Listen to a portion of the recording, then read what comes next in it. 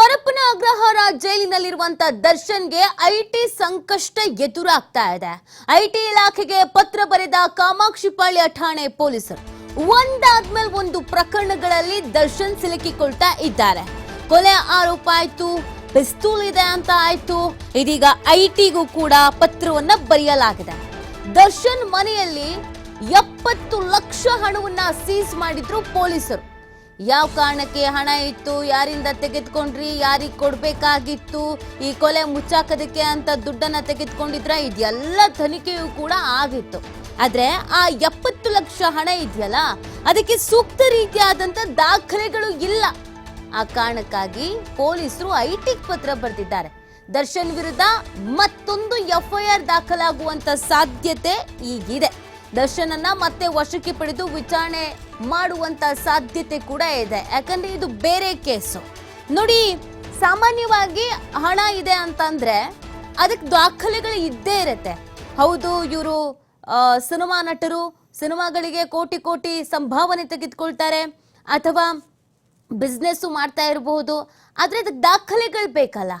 ಅವ್ರು ಕೊಟ್ರು, ಇವ್ರು ಕೊಟ್ರು, ಚೆಕ್ ಮುಖಾಂತರ ಕೊಟ್ರು, ವೈಟ್ ಮನಿ, ಇದೆಲ್ಲವೂ ಕೂಡ ಬೇಕಲ್ವಾ. ಈಗ ದಾಖಲೆಗಳು ಇಲ್ಲ ಅಂತ ಅಂದ್ರೆ ಆ ಅಮೌಂಟ್ ಯಾರಿಗೆ ಸೇರಿದ್ದು, ಅದು ಹೇಗೆ ಬಂದ್ಬಿಡ್ತು ಇಷ್ಟ ಅಮೌಂಟು, ಇದೆಲ್ಲವೂ ಕೂಡ ಇಂಪಾರ್ಟೆಂಟ್ ಆಗುತ್ತೆ.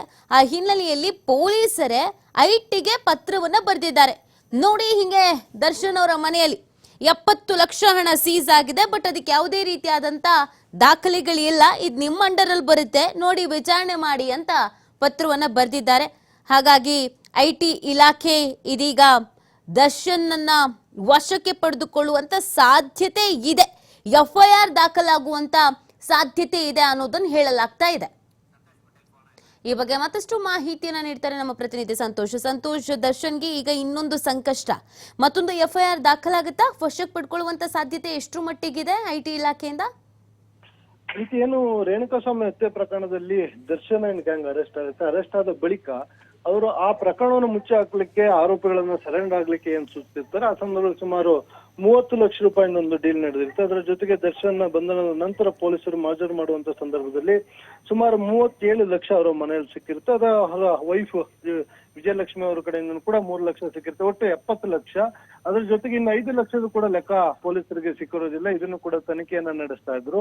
ಸೊ ಆದ್ರೆ ಈ ಪ್ರಕರಣದಲ್ಲಿ ಯಾವುದೇ ಪ್ರಕರಣ ನೋಡಿದಾಗ ಈಗ 5 ಲಕ್ಷದಕ್ಕೆ ಮೇಲ್ಪಟ್ಟು ಹಣ ಸಿಕ್ಕಂತ ಸಂದರ್ಭದಲ್ಲಿ ಪೊಲೀಸರು ಅದನ್ನ ತನಿಖೆಯನ್ನ ಮಾಡ್ಲಿಕ್ಕೆ ಬರೋದಿಲ್ಲ. ಅದನ್ನ ಆದಾಯ ತೆರಿಗೆ ಇಲಾಖೆ ಅಧಿಕಾರಿಗಳಿಗೆ ಪತ್ರವನ್ನ ಬರೀತಾರೆ, ಮತ್ತೆ ಅವರು ಬಂದು ಅದನ್ನ ವೆರಿಫೈ ಅನ್ನ ಮಾಡ್ತಾರೆ.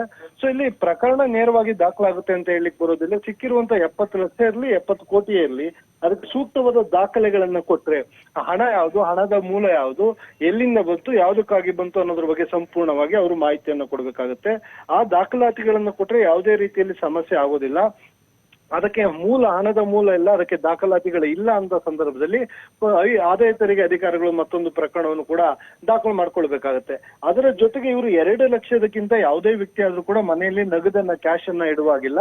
ಸೊ ಇವರು 40 ಲಕ್ಷ ಈ ರೀತಿಯಾಗಿ ಹಣವನ್ನ ಇಟ್ಟಿರುವಂತದ್ದು ಸಾಕಷ್ಟು ಅನುಮಾನಗಳು ಕೂಡ ಎಡೆ ಮಾಡಿಕೊಟ್ಟಿದೆ. ಮತ್ತೆ ರೇಣುಕಾಸ್ವಾಮಿ ಹತ್ಯೆ ಪ್ರಕರಣದ ಆರೋಪಿಗಳಿಗೆ ಕೊಡ್ಲಿಕ್ಕೆ ಹಣವನ್ನ ತಂದ್ರು ಅನ್ನೋದು ಕೂಡ ಇನ್ನೂ ಗೊತ್ತಾಗ್ಬೇಕಿದೆ. ಅದಕ್ಕೆ ಹಣ ಸಹಾಯ ಮಾಡದಿರುವಂತವ್ರು ಮೋಹನ್ ರಾಜ್ ಅಂತ ಹೇಳಲಾಗ್ತಾ ಇತ್ತು. ಸೊ ಅವ್ರಿಗೂ ಕೂಡ ಪೊಲೀಸರು ಹುಡುಕಾಟವನ್ನು ನಡೆಸ್ತಾ ಇರುವಂತದ್ದು. ಒಟ್ಟಾರೆಯಾಗಿ ಇಡೀ ಪ್ರಕರಣದಲ್ಲಿ ಈ ಹಣದ ಮೂಲ ಗೊತ್ತಾದ್ರೆ ಇದರಿಂದ ರಿಲೀಫ್ ಆಗ್ತಾರೆ. ಒಂದ್ ವೇಳೆ ಹಣದ ಮೂಲ ಗೊತ್ತಾಗ್ಲಿಲ್ಲ ಅಂತ ಹೇಳಿದ್ರೆ ಅವರ ವಿರುದ್ಧ ಪ್ರಕರಣ ದಾಖಲಾಗುವ ಸಾಧ್ಯತೆ ಇರುವಂತದ್ದು. ನೀತಿ. ಓಕೆ, ಥ್ಯಾಂಕ್ ಯು ಸಂತೋಷ್ ತಮ್ಮ ಡೀಟೇಲ್ಸ್ಗಾಗಿ.